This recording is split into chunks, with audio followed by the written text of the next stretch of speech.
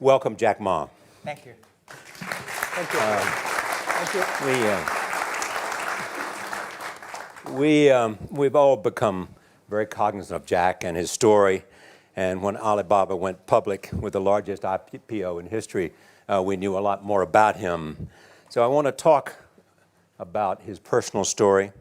I want to talk about how many times he tried and failed and what kept him going. I want to talk about where he is today and how he got here, and where he is going and how he expects to get there. And if he gets there, what will it all mean for him and for the people that he wants to inspire? So I begin with this question, though, Jack. Why are you back at Davos? It's a long break for 7 years. I think my last trip here was year 2008. But I was coming for year 2001 for the Young Global Leader for Tomorrow. And remember, I never heard about the Davos when I came. But when I came, in the Switzerland, so many young people demonstrate. It was such a horrible scene that I was, and I asked them, why did they do it? They say, anti-globalization. And I say, why? Globalization is a great thing. Why people don't like it? And then we come all the way for 2 hours here. There's a machine gun. There's people checking. I say, oh God, is that a forum or is it a prison we're going to go? Is that? But when I joined the forum at the Young Global Leader, I was thrilled by so many ideas. For the first 3-4 years, I learned what does the globalization mean? What does the corporate citizenship mean? What about social responsibility mean? All these new ideas, and I see so many great leaders talking about leadership, and I benefit a lot. And the year 2008 and 2009, when the financial crisis came, I think it's better to go back to work, because we can never win the world by talking. So go back, spend 7 years. Now I come back, I think it's time to do something return. Because I learned so much. Let's talk 12 years ago. So why I should not talking to the young global leader of today, sharing with them how we've gone through. Okay. So that was the thing. Let's start with where you are today. Just how big is Alibaba? How many people come every day? How many people come in a week? How fast is it growing? Yeah, we have over 100 million buyers visiting our site, shopping our site every day. And we created 100 million every day. We created 14 million jobs for China, directly and indirectly. And we grow from 18 people to 30,000 people, 18 people in my apartment, to now we have 4 big campus. Compared to 15 years ago, we were big, but compared to 15 years later, we're still a baby. How big will you be 15 years from now? I think 15 years ago, I told my team that in the past 15 years, we grow from nothing to this size. And 15 years later, I want people to know about Alibaba, know Taobao, because it's already everywhere. I want 15 years ago when we talk about what is e-commerce, why small business can using this e-commerce, this internet, can do business across the nation.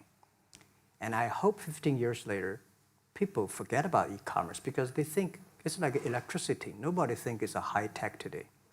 Now, this is something that I don't want 15 years later, we still walk on the street talking about why and how e-commerce can help people. Talk about the IPO. Did it exceed your expectations? Well, it's a pretty small IPO, 250. Yes. Yeah. The largest IPO in the history of Wall Street. We raised. And number 2 was a Chinese bank.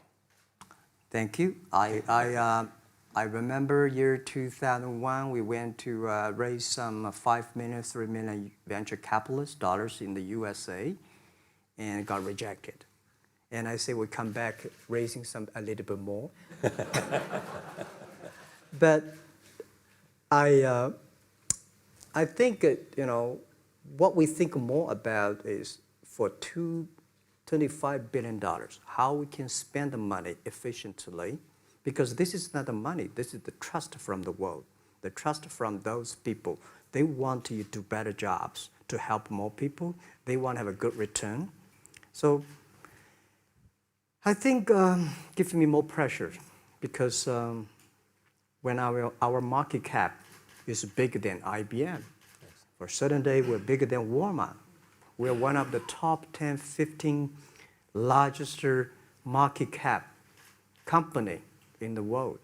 I told my team and myself, is that true? We're not that good. Because years ago, people say, Alibaba model is terrible.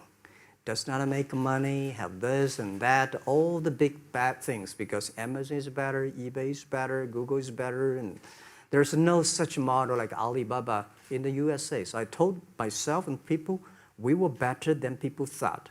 But today, when we are that big size, I said, no, we are not that good as people thought. We're just a company 15 years old. Average age is 27, 28 years old, young people. We're doing something that human beings have never tried. So I want to talk about the future. Let me take you back to when you were born in Hangzhou, where the headquarters still are. Yep. And your campus is there. You don't have a loot, don't move your loot. Your headquarters Your there. roots are there. Yeah, you found it there, loot there. You grew up in the 60s. 64. Born in 64. That was the time of the Cultural Revolution. Yeah, it was the end of the Cultural Revolution. It was, well, my grandfather was a tiny landlord, was considered, after liberation, was considered to be a bad guy. So I was, I know how tough it was when I was a kid. You tried to get into 3 colleges. Mm-hmm. Each time they rejected you. No, I tried. There's an examination that young people, if you want to go to university, you have to take the examinations. So I failed 3 times. Failed. But a lot of fail. I failed for funny things that I failed a key primary school test for 2 times. And I failed 3 times for the middle schools. And you will never believe in Hangzhou, my city, there's only 1 middle school that lasts only 1 year. It was changed from primary school to middle school because our graduates of our school, no middle school accept us because we were too bad. Yeah. They would become a middle school. What effect did it have, though, being rejected? Well, I think we have to get used to it. We're not that good. Even today, we still have a lot of people reject us. I think when I graduated from universities, and before for 3 years, I tried to fill in the universities. So I applied jobs for 30 times, got rejected. I went for a police, they said, no, you're not good. I went to even the KFC. When KFC came to China, come to my city, 24 people went for the job. 23 people were accepted. I was the only one guy. And we went for police. 5 people, 4 of them accepted. I was the only guy that I received it. So to me, being turned down, rejected. Oh, by the way, I told you that I applied for Harvard for 10 times, rejected. I know I'll be rejected. I just don't want to say that. Yeah, sorry now. 10 times you wrote them and said, I'd like to come to Harvard. Yeah. And then I told myself, someday I should go teach there, baby. I think that can be arranged. Richard Nixon came to Hangzhou. Yeah. And after that, tourists flooded the place. Yeah. And that's how you learned English. Yeah. I really like I don't know why at 12, 13 years old, that time I suddenly fell in love into the language, the English. And there's no place you can learn English at that time. There's no books, English books. So I went to the Hangzhou Hotel, now called Hangzhou Shangri-La Hotel, because that was the hotel can receive the foreign visitors. So every morning for 9 years, I showed them around as a free guide, and they taught me English. And I think that changed me. Today, I'm a 100% made in China. I've never got a one-day train outside China. Yeah.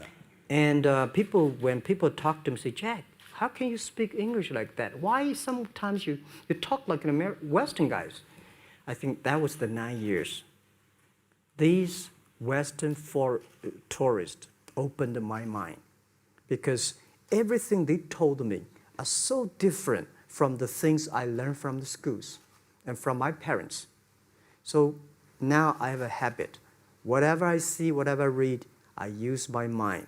Think about for 2 minutes. Is that how Ma Jun became Jack Ma? Actually, Jack, the name was given by a lady in tennis. She's a tourist. She came here and she said, came to Hangzhou. We become a pen friends. Ma Ring is so difficult to pronounce. So she said, do you have an English name? I said, don't. So can you give me an English name? She said, okay. She said, my father called it Jack. My husband called Jack. What do you think about Jack? I said, good. So I've been using that for that many years. Yeah. First visit to America, 1995? 1995, yeah. I came here for a project helping the local government to building up a highway.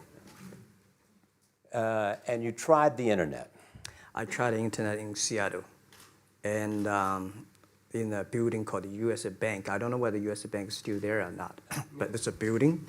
And my friend opened a small office, which is like only 10% bigger than this room. And there are a lot of computers in there. And he said, Jack, this is internet. I asked, what is internet? He said, search whatever you want. At that time, they used Mosaic, very slow, right? Yeah. And I said, I don't use it. I don't want to type because computer is so expensive in China. If I destroy it, yes, I cannot pay. He said, just to search it. So I searched the first word, beer. I don't know why, because it's easy to spell, baby. And I see beers from Germany, beers from USA, beers from Japan, but there's no beer from China. And I say, okay, type the second word is China. No data. Nothing. And I said, 1995, no data about China. So I talked to my friend, why not make something about China? So we made a small, very ugly looking page called China. It's something like I did a translation agency, we listed on there. It was so shocking. We launched at 9:40 in the morning. 12:30, I got a phone call from my friend. He said, Jack, you got 5 emails. I said, what is email? And they say, these are the things. So people so excited. Where are you? This is the first time I see a Chinese website on that. How can we can we do something together? So I think this is something interesting. So we should do it. Why did you call it Alibaba? Alibaba? Well, when I started, I think internet is global. We should have a global name. And a name that, interesting, like at that time, the best name is Yahoo. Right, so I've been thinking for many days, suddenly thinking Alibaba is a good name. So I happened to be in San Francisco that day. I did have a lunch, and the waitress came. I asked her, do you know about Alibaba? She said, yes. I said, what is Alibaba? She said, Open Sesame. Good. So I went on the street, asked about 10, 20 people. They all know about Alibaba, 40 Thieves, and Open Sesame. And I think this is a good name. And start with A. Whatever you talk about, Alibaba is always top. You have said before that in creating Alibaba, you had to create trust. Yep. Because people in China were used to face-to-face. Yeah. How did you create trust? I think because we started about doing business on internet. I don't know you, you don't know me. So how can you do things online unless you have trust? So for e-commerce, the most important thing was trust. I think when I first went to USA for raising money, talk to the venture capitalists, a lot of people say, oh, Jack, no. China doing business by the guanxi. How can you do business on internet? And I know that without the trust system, the credit system, it's impossible to do business. So in the past 14 years, everything we do is trying to build up the trust system, the record system. Well, Charlie, I'm so proud today when I talk to the young. Today in China and in the world, people don't trust each other. The government and people and media and everybody think, this guy's cheating. But because of e-commerce, we finish 60 million transactions every day. People don't know each other. I don't know you, I send products to you. You don't know me, you wire the money to me. And I don't know you, I give a person a package, I don't know him. He took something to cross the ocean, cross the river, and send. This is the trust. We have at least 60 million trust happening every day.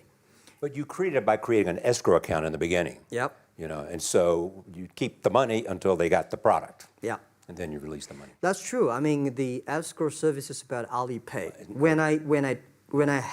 This idea, I would love Davos, because it was a big decision. Because for first 3 years, Alibaba is just like e-marketplaces for information.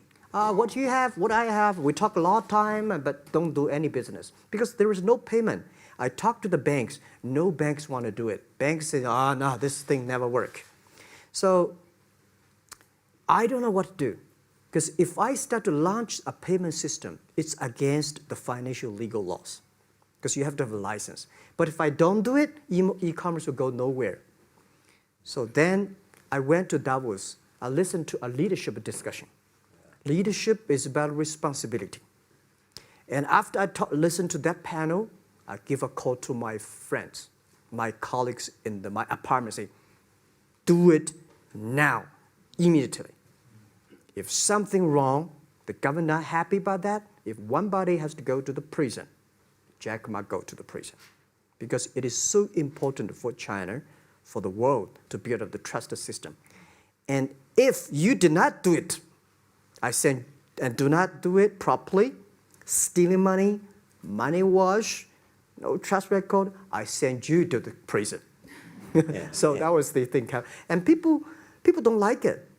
So many people I talked to at that time for Alipay, they say, this is the stupidest idea you have ever got. But I say, I don't wear the stupid clever as long as people use it. Now we have 800 million people using this Alipay. Stupid things if you do it better is better. Alipay is a privately held thing. It's not part of Alibaba. No, it's a private. Let me talk about money for a second. Yeah. You have never gotten money from the Chinese government? No. None. I want it at the beginning, and later I don't want it, because I think if the company always think about picking money from out of the government pockets, that company is rubbish. Think about how can you make money from the customers and market and then help customers succeed. That's our philosophy. No money from Chinese banks? No. I at that time I want, and now they want to give me, I don't want it. Yeah. All right. Your relationship with the government. Mm-hmm. Yeah. What's your relationship? I mean, if they didn't here's what some say, that you have existed in an environment that's not, they have restricted competition for you. And that's a pretty good thing to do for a private company. Yeah. I think the relationship with the government for us is very interesting. For the first 5 years, because I've been working as a part-time jobber for a government organization called Ministry of Foreign Trade, 1997, for 14 months. And I learned that you should never rely on government organization to do e-commerce. And I started a business. I told my people and team, in love with the government, don't marry them. Yes. Respect them. And a lot of people say, well, government officers talking about internet, the censorship and this, that, and they worry about. I think it's the opportunity, it's a responsibility talking to them, tell them how internet can help.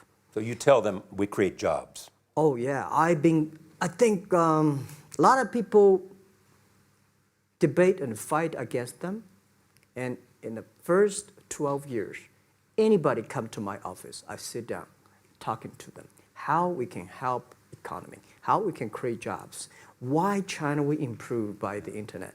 I think because internet at that time is new to any government. And if you convince somebody, and you have the chance. So today I'm very talkative. That probably, this is why I talk to so many people. So, I mean, if the government comes to you and asks you to do something for them. Normally, when government comes say, Jack, can you do this project? I say no. I say no. I can introduce some friends who are interested in doing that for you. But if they continue to want me to do it, I say, okay, I do it, but I don't charge. I hope next time don't come to me again. But recently, we help some government organizations do it. For example, every Spring Festival, the train ticket is so difficult. Hundreds and thousands of farmers work in the cities. In the Spring Festival, they go to the hometown. But when they order tickets on the other way, the whole system crashed for 5 years. So I told my young people, go support them. Don't charge anything. Because I don't want to see millions of farmers go back to city and they cannot buy the tickets. So it's something that it's not for money. It's something it's not for the government. It's for the millions of people. They can buy tickets in a snowy night and they don't have to wait. They just use mobile phone, online, they get ticket. One way stop along the route to where you are in that big IPO was Yahoo. Jerry Yang gave you invested $1 billion. Yeah. $1 billion. Yeah. It turned out to be a pretty good investment for Yahoo. Yeah. But one time after another, you raised this money on your own outside of China with investors.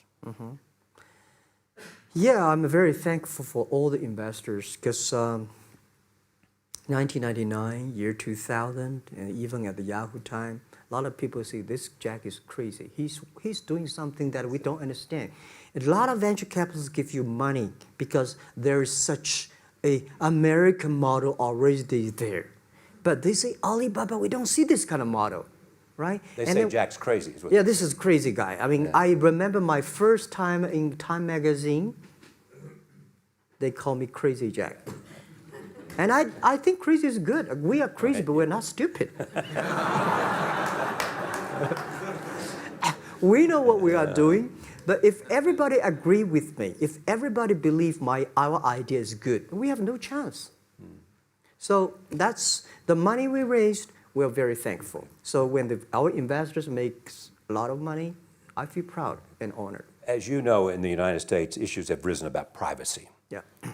Google and Apple, and questions of whether the government should have access to files. How do you handle that if the Chinese government says you know a lot about people? You have transactional relationships with lots of people. And they say, we want to see your files. Well, so far, I don't have this kind of problems from Chinese government. And I told them, any government, if you come here for the national security, anti-terrorist, well, anywhere, anti-terrorist, we work together. It's a criminal, we work. But rest of that, no. I said, we are a business. The data is so precious because we don't know how. Because if we give to anybody, it's going to be a disaster. And also about privacy issues. I think, just like hundreds of years ago, people say, I would rather put money under my pillow rather than put in the banks. But today, banks, they're special. They know how to protect money much better than you do. Privacy issues, all these kind of securities, today, we may not have the solutions. We don't have the answer. But I believe our young people have the solutions. In the next 10, 20 years, there will be breakthrough on that. And I'm fully confident on that. Your life is a testament to the idea that nothing is impossible. That if somebody says no, you say it's just the beginning. Where does that come from? Well, at the beginning, I never thought, I thought when I was young, I said, everything's possible. Now I know not everything's possible. When you have something, you have to think about, you have to consider about the others. You have to consider about the customer, society, your employees, your shareholders, society. There are so many things that I think if you continue to work hard, there's possibility. And I just feel that I'm enthusiastic about what we are doing. At the beginning, for the first 5 years, I just want to survive. And 5 years later, I think... That's 2000, from 90... Yeah. But later, I think, wow, so many people's life changed. I was so excited, for the first 3 years, we made zero revenue. Zero revenue. But we are so excited to continue to work. You know what happened? I remember many times when I go to restaurant have dinner, somebody came, when I was trying to pay the bill, the owner of the restaurant came to say, "Sir, your bill is paid by someone."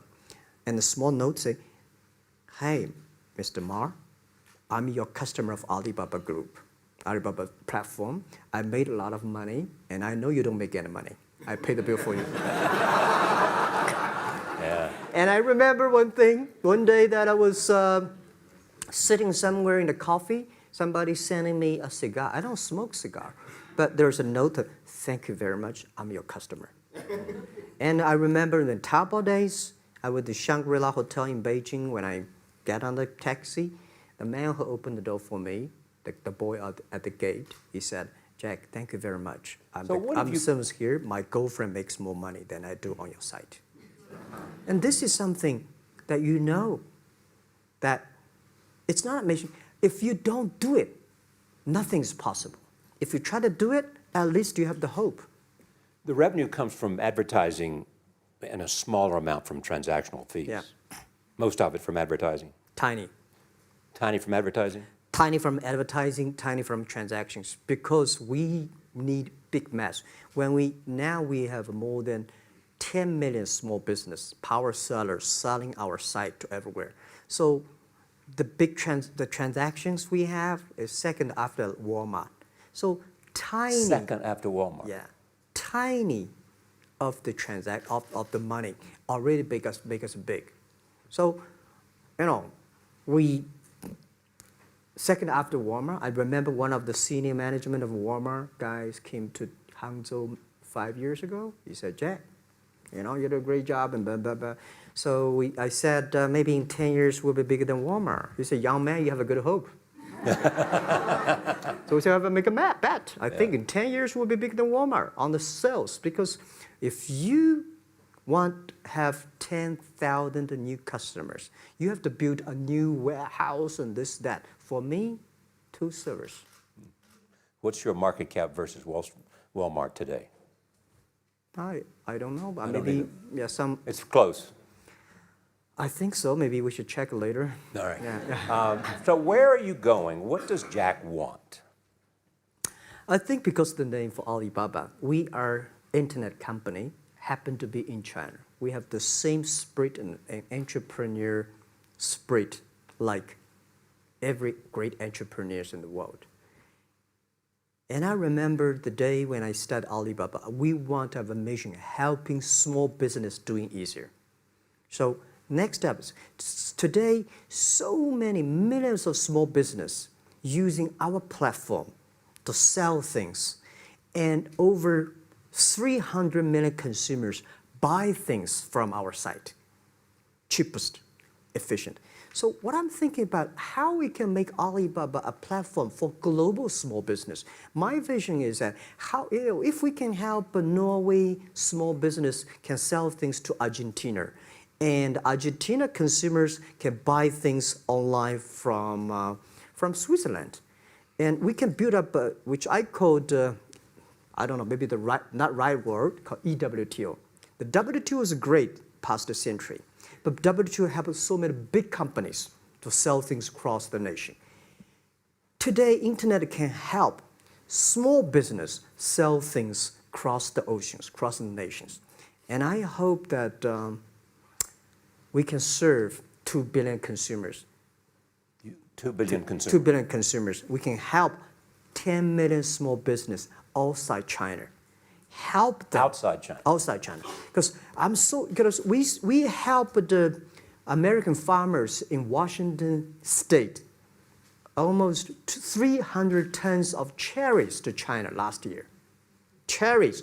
Before we sell, the ambassador of USA came to me and said, Jack, can you help us selling cherries? In China. I said, what cherries and the fruits? He said, why not? I said, why not? Let's try. So that when we start to sell cherries, the cherries still on the trees. So we start a pre-order, 80,000 families order cherries online. So we pick up the cherries and ship into China. Within 48 hours, we sell the cherries. The consumers are so happy. But we got a lot of letters complaint after 3 days. They say, why only 100 tons? Why we should not get more? So we sell, 2 months ago, we helped the Costco. We sold 300 tons of nuts to China. So I'm thinking about if we can sell, we're also selling Alaska seafood to China. So if we can sell seafood, if we can sell the cherries, why we cannot help American and European small business selling things to China consumers? China needs that. So this is what I want to do is that 2 billion consumers, China, Asia, developing nations, how we can let them buy things globally. Alibaba rode with the millions of people that went from poverty to the middle class in China. I mean, you were right there growing as they grew and increased. When you look at the international markets, you're doing well in Russia? Yeah. How well? We do pretty good on Russia, and we do also pretty good at Brazil. In Brazil? Russia, I think now I don't know, we are if not the number 1, we're the number 2 or number 3 largest. E-commerce. E-commerce. I remember last year we had a campaign. The campaign is that a lot of Russian girls and boys want to buy things from China. You know how many days a Russian girl placed an order and received the products from China? 2 years ago, 4 months. Even that, people are so happy about all the thing. And last year, the campaign, within 1 week, we crashed the whole logistics system of Russia. All right. You were also seen in Hollywood. Yeah. What are you doing in Hollywood? Well, I like the Hollywood innovation at the digital background. I learned so much about the Hollywood movies, especially the Forrest Gump. You love Forrest Gump. I love Forrest Gump. Well, why do you like him? Simple. Never give up. Never give up. People thinking he's dumb, but he knows what he's doing. And I was very depressed the day, year 2002 or 3 in the States, when a bit earlier than that. I was very depressed when I could not find out a way for the internet. And then I watched the movie in my friend's home, Forrest Gump. When I see him, I think, this is the guy we should learn from. Believe what you're doing, love it, whether people like it, don't like it, be simple. And like the word, life is like a box of chocolate. You never know what you can get, right? I never know I would be here talking to you and talking to Charlie Rose. I never know. But today I made it.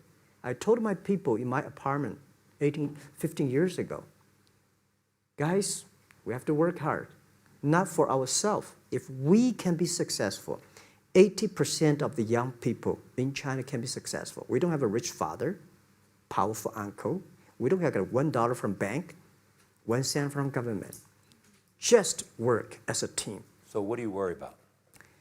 I worry about it today. Young people, a lot of young people lose hope, lose vision, and start to complain.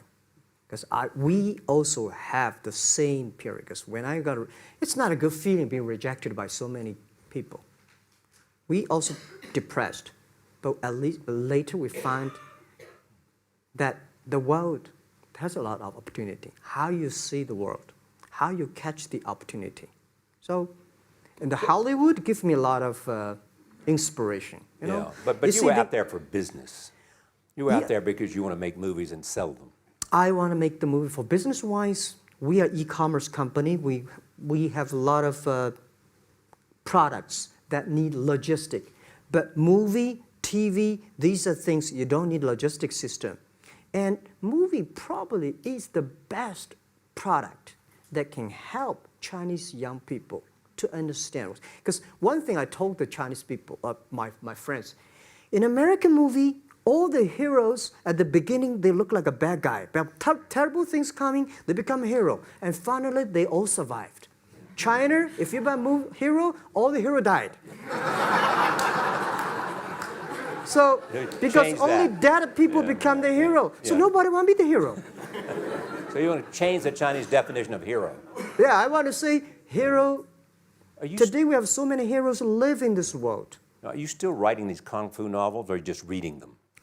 I read them, and I start to write something. I think it's fun. The kung fu is something you start to think about something that you cannot do. But if you have some luck, if you continue to practice, if you got a good master, if you're a good team, you're an expert. So at least to make me, when I'm busy, when I'm tired or frustrated, I read kung fu books. And You also travel with a Tai Chi. Am I saying that right? A trainer. Trainer. Tai Chi? Tai Chi. Tai Chi. Tai Chi, yeah. What does that do for you, other than keep you in good health? I love Tai Chi. Tai Chi is a philosophy about yin and yang. Tai Chi is about how you balance, how you work, like a competition. People say when I compete with eBay, say, you hate eBay. No, I don't hate eBay. It's a great company. You know, they come, I go. You know, Tai Chi is like, you fight here, I go over there. You put it on the top, I go to down, right? So it's a balance, right? You are heavy, I'm small, you know. When I'm small, I can jump. You're heavy, you cannot jump. So the Tai Chi is better philosophy. I use in Tai Chi philosophy in the business. Calm down. There's always way out. And keep yourself balanced. And meanwhile, don't try to, because business is a competition is a fun. Business is not like a battlefield. You die or I win. Business, even if you die, I may not win. Right? So it's better fun. So Tai Chi gives me a lot of inspirations. But you want your life and you want this company, Alibaba, to change the world. And you're changing the world if, in fact, you provide a forum for buying and you enable people to earn a living. But also, you believe that Alibaba ought to change the lives of women. So what are you doing? At first, I think many years ago, I want to change the world. Now, I think if we want to change the world, we change ourselves. Change ourselves is more important and easier than change the world. And second is that I want to improve the world. Because it changed the world may be Obama's job. Because my job is to making sure that my team are happy. Because my team are happy, they can make my customer happy.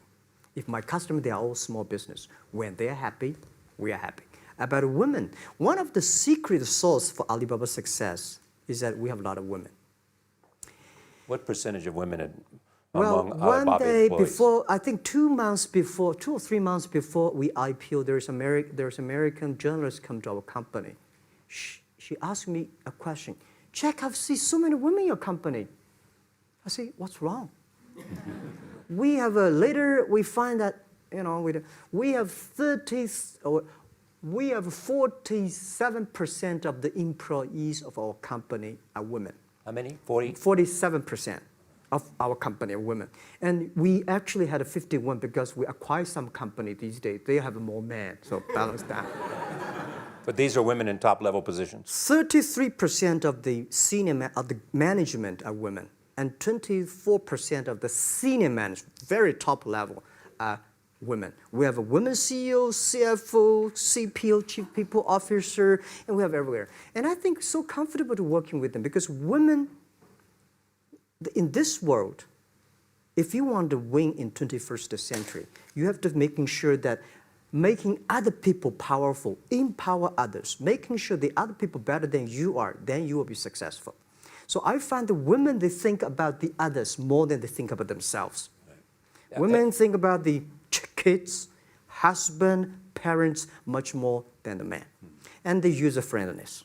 A couple of things I want to talk about before we go, because we have less than a couple of minutes. China today, are you worried the economy slowed down? No, I don't worry about it. I think China is doing, it's slowing down is much better than keep on 9%. China today is the second largest economy in the world. It's impossible to keep 9% of the growth. If China still keeps the 9% of the growth of the economy, there must be something wrong. You will never see the blue sky. And you will never see the quality. China should pay attention to the quality of the economy. China should not. So if we have a lot of influence, like Hollywood movies, things, and we have sports and these things in the GDP, will be much better. So I think, just like a human growth, this body can never grow. Certain time, the slow of growth of the body is slow, but you should grow your mind, grow your culture, grow your value, grow your wisdom. I think China is moving to that direction. And you saw Modi in India? Pardon? Did you see Modi in India? Not yet. I'm looking forward to that. So you'll go to India. Yeah. Finally, there's this. You're one of the world's richest people. Your company is one of the world's richest companies. What do you want beyond Alibaba? Well, about richest people, I was really not happy in the past 3 months when people say Jack Ma is the richest people of China. Global celebrity, they said. No, I'm not. When I started the business, you are. I never thought, because how many? Yeah, maybe I am. Not, but I think 15 years ago, in my apartment, my wife was at that time one of the 18 founders. I asked her, "Do you want your husband to be a rich person?" I never said rich person in China, rich person in Hangzhou, or you want your husband to be a respected person. She said, "Of course, respected." Because she never believed, and I don't believe we'll be rich people. We just want to survive. But I believe when you have $1 million, that's your money. When you have $20 million, you start to have a problem. You worry about inflation, which stock to buy and this, that, how it come. When you have $1 billion, that's not your money. That's the trust society give on you. They believe you can manage the money, use the money better than the government and the others. So I think today, I have the resources, do more things. With the money we have, with the influence we have, we should spend more time on the young people. And I would say, someday I'll go back to teach. Go back to school, spend time with the young people, and sharing with them what I done. So the money is not mine. I just happily and having these resources, then I want to do better job. Just tell them your story. Yeah, tell them the story and tell them that if I don't think in this world there are a lot of people be rejected more than 30 times. If we, the only thing we never give up, the only thing we're like a Forrest Gump, we keep on fight. We keep on changing ourselves. We don't complain. Whether you were successful or not successful, I find that people, when they finish the job, if they make the mistake, if they fail, if they always complain the others, this guy will never come back. If the guy only check himself, yeah, something wrong with me here, something wrong with me there, this guy has a hope.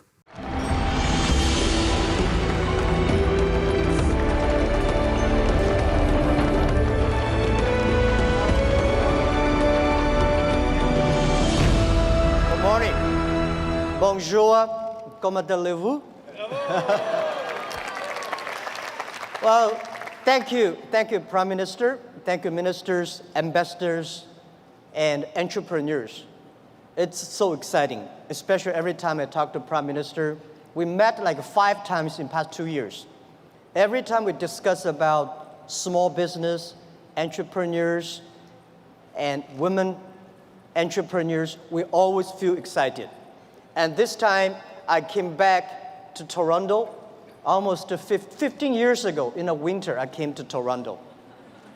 And then I came here with like 10 Chinese internet entrepreneurs, and also with a lot of internet guys. At that time, the internet bubble just bursted. So we discussed about the future of the internet. And I was the believer. And I believe e-commerce, I believe the internet, even the internet bubble bursted.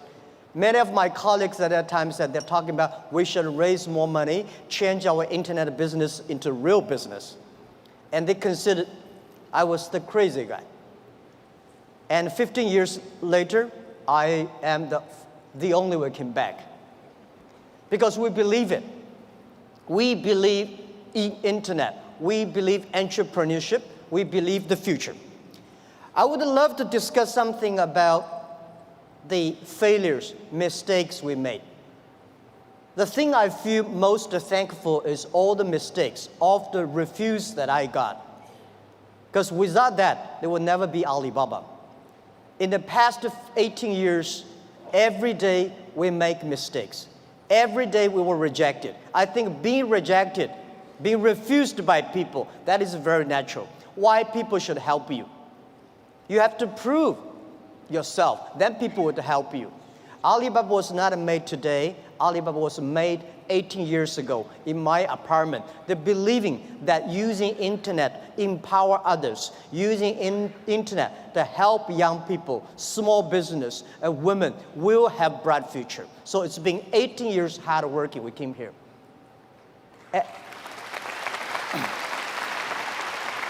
Today, there are a lot of books about us. I don't read these books because I think these books are not about us. People love to see successful stories, but most of the success stories, they succeed because of the mistakes. I encourage all the young people, entrepreneurs, to learn from the mistakes. Do not study successful stories. Successful stories in the Harvard Business School, normally, there are a lot of things behind you don't know.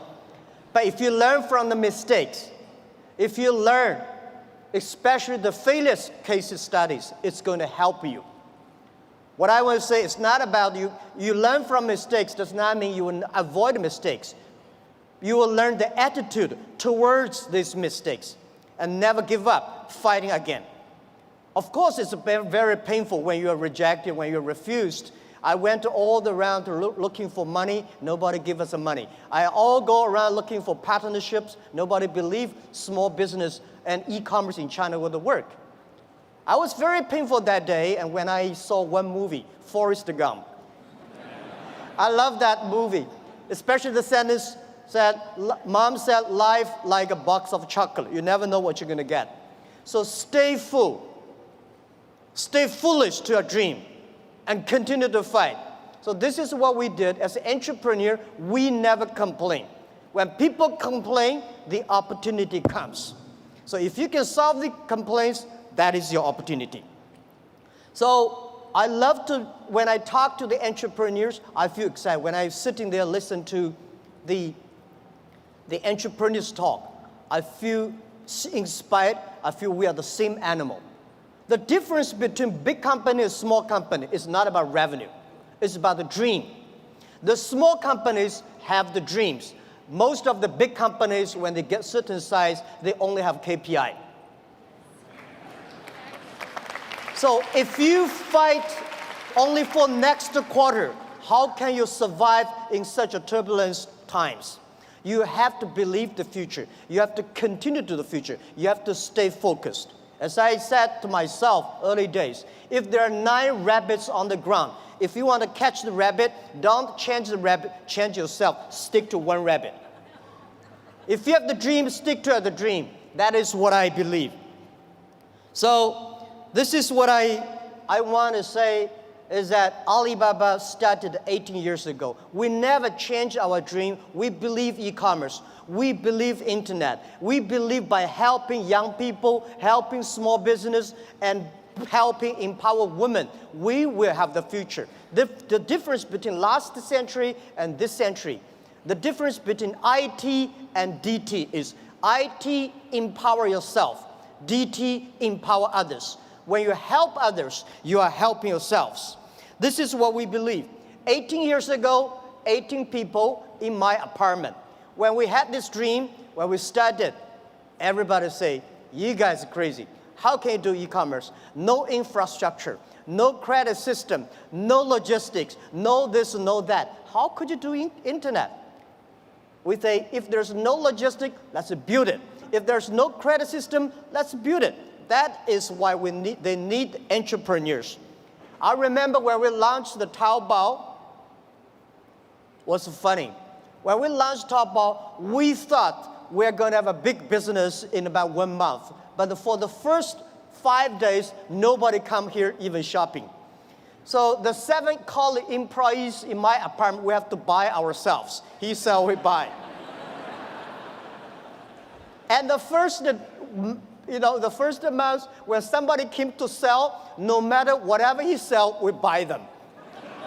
That would tell the seller, well, this thing really can be able to sell. So more people come sell. So we bought a whole house of things, garbage, they're no use. But at least we build up the trust. When you start to sell, we start to learn, and we learn the experience of selling, we learn experience of the servicing. Today, from nobody, from nothing, we have got from 18 people to 50,000 people. From nobody come to sell and buy, we got a 500 million, more than 500 million users. And every day, 200 million people come to sell and buy on the Alibaba site, on the Tmall and Taobao. We sell things not by months. We sell things not by day. We sell things by seconds. And this is not only today. This is the future. I want to tell you, 10, 20 years later, all these things will be natural. Every day, things could be that. If you hit the sweet point, if your product's good, if your service is good, your products will have a good sale because there are billion. Today, the whole world is about 1.8 billion people online, right? And only less than like 800 million people shopping online. We believe next to 20 years, they were adding another 3 billion people online. And in next 10, 20 years, 60% of the people will shop online. So e-commerce is just a beginning. And by selling no revenues and nobody come to sell, last year we sold 550 billion US dollars. And for one single day, last year we sold more than 1.8 billion US dollars. 18 billion US dollars one day. So this thing you can never imagine. But we said 10 years later, every day we may sell $18 billion. Even at our size today, we still think we are small business because we still have the dreams. We think our mission is helping doing business easier. There are so many small businesses. There are so many developing countries. There are so many opportunities there. There are so many people still not online shopping, online sales. That we should do. So our dream is to make our company the 5th largest economy online. We think in the future there will be a virtual economy that will enable every individual, every small business. They can global sell, global buy, global pay, global deliver, and global tour, travel around. This is what we believe. Most people, seeing is believing. But real entrepreneurs and leaders, we believe, then we see. We believe the future, then we will see the future. So if you believe that you can do it, you should continue to do it and wait and fight for at least 80 years, if not 18 years. The next thing I want to share with you is I think the whole world, most of the people in this world, much underestimate the big impact of this technology is going to bring to the human beings. Well, as I said, when people complain, opportunity comes. The world is, when I was young, I complained a lot. I said, hey, you know, Microsoft take away my job. Oracle take away our jobs. Because of IBM, we can never do PCs. So later I realized we should not learn from Bill Gates. We should not learn from Larry Ellison. We should learn from the grandmother next to my door. How can she make her business so good by opening a dumpling shop? Because when you compare yourself to Bill Gates or Jack Ma, you feel frustrated. But if you compare to the next door person, you learn how to do business by details. And human beings today are facing the fifth largest opportunities of human beings. The first technology revolution, the second technology revolution. The first technology revolution released the body, right? So we know the machine is more powerful than human beings. And the second technology revolution released the human distance. So the plane, the airplanes, and the train all go. But this technology revolution released the human brains. People start compete by wisdom, by knowledge, not by muscles. This is why I believe women have much more opportunity and should be the leaderships of this century. It is the competition of care for others. It is the competition of wisdom, not muscles, right? This is what we believe. And also I would say, in every technology revolution takes about 50 years. The first 20 years is about technology. The next 30 years is about application of the technology. Electricity was not invented in America, it was in Europe, but America made it big. Cars was not invented in the USA, but USA using car make their country on the wheels.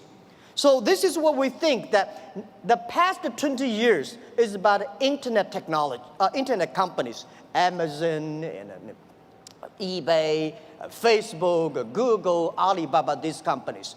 But these companies may not be necessarily still be very powerful in next 10, 20 years if they does not continue to be innovative, if continue to be running fast. So who will be the next wave? Those companies, those countries make full use of this technology, make full use of this internet as infrastructure, they will booming. This is what we truly believe. So next 30 years are the critical. Those companies who can using this internet technology, data, artificial intelligence, their company will booming. So the other thing is that for these new technology comes, everybody be careful. It's a challenge for big companies. It is opportunity for small business. Because big companies, they've been there for like 50 or 20 years, very successful, they want to protect. For us, small business, we have nothing to lose. So we should learn from scratches, we learn from it, and I believe in the past 18 years of experience, the most difficult thing in this world is to convincing successful people. They will tell you, oh no, we've been doing that for years. Don't tell me internet works. But it's easy and it's good to help those people who want to be successful. So helping young people is helping future. Believing young people is believing your future. What we did in the past 15 years ago when we launched Taobao, nobody wanted to use Taobao and Tmall. So we tried to convincing those people who are 18 years old. They don't have money. They want to buy, cheaper things and tiny things. Those people who are 40 years old, they don't buy it. They think, no, we don't like it. So we said, for 18 years people, in China, in the older days, when we're convincing older people, we're convincing young people. But now we're convincing young people, we're convincing older people. So those 18 years old, we wait for them for 10 years. When they are 28, they will be the future. That is why we have a patience. For 15 years ago, we've been waiting for 15 years until today. So that is called a strategy.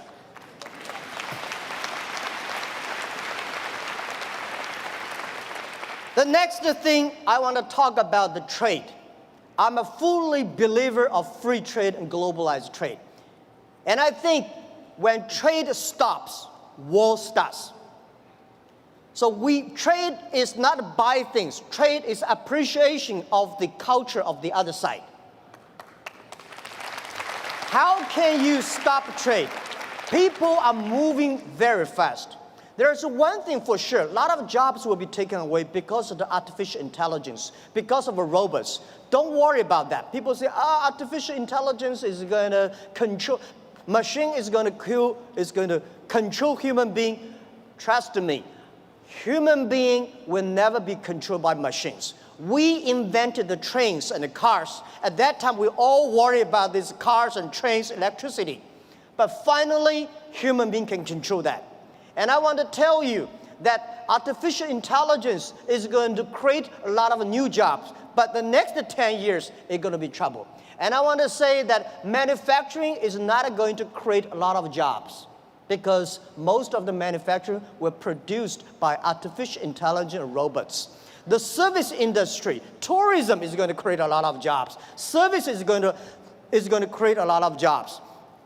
But when people don't have jobs, what are people going to do? So a lot of people worry, what are they going to do? I tell you, at that time, most people will only work 4 hours a day and 3 days a week. But how can we surviving? I tell you, even if you work 4 hours a day, 3 days a week, you will still be very busy. My grandfather working 16 hours a day in the farm. He said, I'm very busy.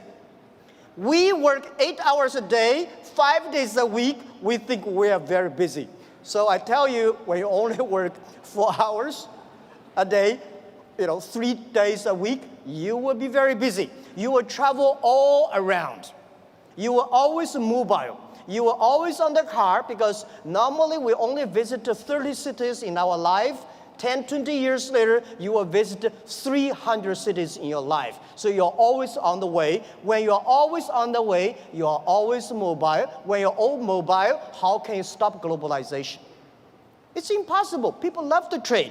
So remember one thing, the way trading, the formality of trading is completely changed. Normally, small business, big companies go to the trade shows. We small business, we don't have a budget. We cannot get the visas. We cannot have the time to go to the trade shows. The best trade shows is online. In the future, it's not e-commerce, it's e-business. In the future, there will be no made in China, made in America, made in Canada. In the future, most of the products made in internet. You may design here and sell there and assemble it here. So all the things next 10, 20 years, the way we do business is totally different. So get ready for that. So the distance is no longer be issues. Think about it. The questions we got 15 years ago when we do e-commerce in China, people say, how can you deliver things from Beijing to Shanghai in 5 days? How expensive? What's the cost of delivery? Today, we can deliver Beijing to Shanghai, like 3 or 4 hours. Within 24 hours, most of the cities in China will be covered. Most of big cities, half an hour will be covered. Our vision is that in next 10 years, most of the countries in the world will be 72 hours. So distance is no longer the issue. Sell things from Toronto to Chicago, there's no difference between Toronto to Chicago and Toronto to Shanghai. Everything will be delivered within 72 hours. Because of the new supply chains, things could be even more efficient. Things could be much more cost effective. So this is what we believe the future. This is what we believe internet, e-payment, logistic systems, data is going to change the whole world. A lot of jobs is losing, a lot of new jobs are coming up. And I want to tell you that for all these small business entrepreneurs, remember one thing, 80% of the small business in the future must be globalized. If you are not globalized company, you will never be able to survive easily. And if you do not use the internet to globalize, not the necessary Alibaba. If you do not use the internet to globalize your business, you will not have a chance. If you do not know C2B, because last century manufacturing is about a B2C. In the future, it's got a C2B, consumer to business. So all the model is going to change. Every small business, all the young people here, think globally, think big. Right? You only in the past you only do things if you do things in your only small county, you're a small tiny business. Small business can leverage the internet technology, leverage the market, go across the board. Think big and think out of the boundary. This is a prime minister. I absolutely agree with that. So it's never too late. Never too late to learn to that. Internet is just the beginning. E-commerce is just the beginning. The good thing about the young people is that we always keep learning. One of the reasons people say, what's the secret of China grows so fast? One of the things that we Chinese learn very much in the past 30. We learn a lot about America. If you today go to New York, pick up 100 Americans on the street, how many of them can speak more than 10 Chinese words? Very few. If you're in Beijing, Shanghai, you grasp 100 young people and ask them how many of them can speak more than 20 English words, 80 of them. That is you learn. When you appreciate, when you're open-minded, when you learn from others, you make progress. So this is, I think, never too late to learn the internet. Internet technology is just the beginning. People like me, I know nothing about technology. The only thing I can use my computer, thanks because of the mobile, I don't have to learn computers. The PC, the only thing I can send, receive emails, and browse. But I believe technology is designed for people. People should not just for technology reasons. The next point I want to talk about China. China changed so much. It's amazing.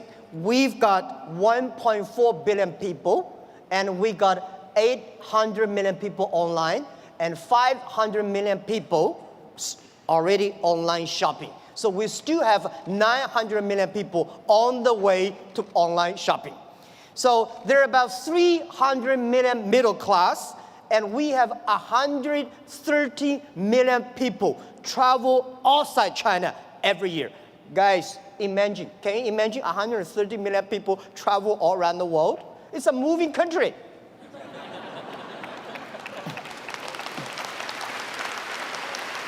Today, we have a 300 million middle class. We are soon going to have more than 500 million middle class. You have any ideas how many chickens Chinese people eat every year? We eat more than 7 billion chickens every year. It's like the population of a human being. We eat more than 600 million pigs every year.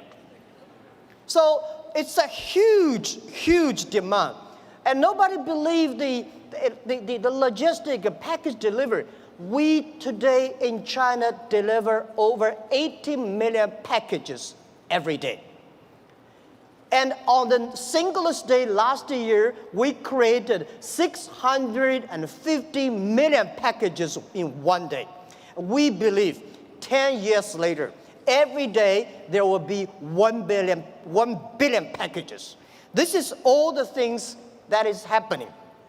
And I want to say that for Canada, past 50 years, USA is the market. Today, China is the market. Today, China, 300 million middle class is bigger than total American population. And it's just the beginning.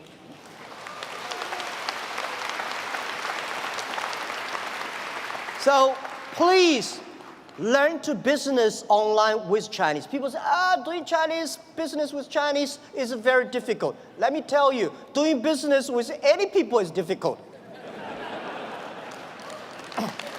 Right? But there's one thing. Why I love why I like Canada products. I have Canada Goose, and a lot of my wife buy a lot of stuff from Canada.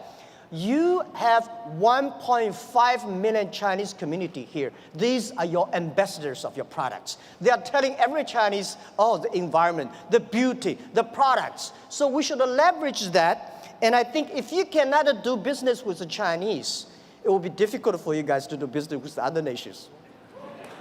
That's what I believe. And you have to learn to business doing things online. As I said, online business, that is not difficult. The only is build up the trust, and one key element, one of the secret source of Alibaba's success is we have close to 50% of employees are women. At the internet time, women, because they care others more than they care themselves. The usability is so good. They're online. They care for the others. So we have more than 47, 48% of employees of our company are women. We have 33% of the senior management are women. These people, they consider the others. So online time, e-commerce time, when you do business cross the ocean, cross the board, I would say think out of the box. And so this is something I want to say, doing business in China. Learn to do that. When you know how to do business with China, you will definitely learn how to do business with Southeast Asia because we share the same culture. And also in the next 10, 20 years, if you do not know how to do online business, it's going to be just like 10 years ago. If you do want to do international trade, you don't know how to speak English, it's tough. But of course, when you know how to speak English, does not mean you can do good business. The other thing that I want to talk about is globalization is opportunity for everybody. I think globalization is only a baby. Past 20 years, the globalization, especially the trade, is controlled by 60,000 big companies. The world was 2080. A lot of companies, the 20%, and they just focus on 20% of the big companies and developed countries. We believe the world should be inclusive. Globalization should be inclusive. Young people should have the opportunity. Small business should have opportunity. We hope that every government have free trade zones for small business. There are a lot of free trade zones, but they're all designed for big companies. If we encourage the small business to import, export, they should have the same rights like any big companies within 24 hours custom clearance. This is what we think. We should also have the same all kinds of tax privilege for small business. And this is what we believe. And every country should pay special attention to the next 30 years. Pay special attention to those young people who are below 30 years old. Pay special attention to those companies who have less than 30 employees. By the way, let me tell you, 30 employees in the industrial time is a small business.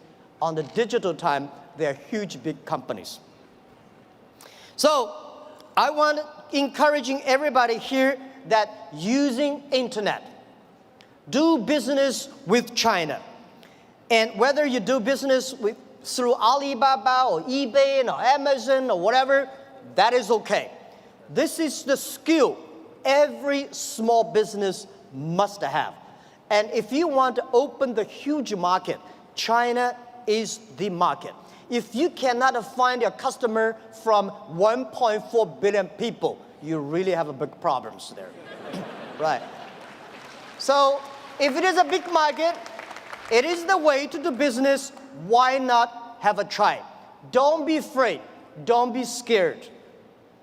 Today we do business. It is much easier than 1,000 years ago, our ancestors. It took 8 years for Marco Polo from Italy to China, and 80 years from China back to Italy. Today, it only takes less than 8 seconds. You can go to China 1 million times. Think about, at that time, they're so dangerous on the road. Today, not that. Don't worry too much about IP, counterfeit. Don't worry about privacy, security. Human beings have ways to solve these problems.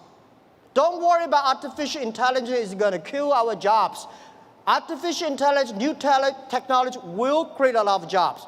We don't have a solution, but there is a solution. We don't have a solution, young people have solutions. Early days when electricity was invented, people worry about that will kill a lot of jobs. People worry about that will kill a lot of lives. We know how to control that. So be confident. As an entrepreneur, as a small business, have a dream, stick to your dream, and be full to your dreams, and believe the future. And hire as many young people as possible because they are never scared. Today, the world is full of scary people. Oh my, this, that. Young people never scared. What they scare is they scare about us. We make wrong decisions. We make the wrong policies. We kill their future. So trust the young people. Trust the small business. Build environment. Build the ecosystem for them. This is our future. And please, take one thing. Alibaba will be honored, loved, to be the gateway to China. Alibaba will be the gateway to the global market. Our mission, why Alibaba? Why we call Alibaba? Of course, Alibaba easy to spell. Everywhere in the world, you pronounce the same. The other thing is open sesame.